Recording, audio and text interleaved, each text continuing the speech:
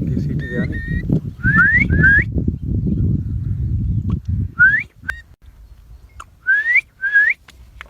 यासर देख ली मेरी सीटी बिल्कुल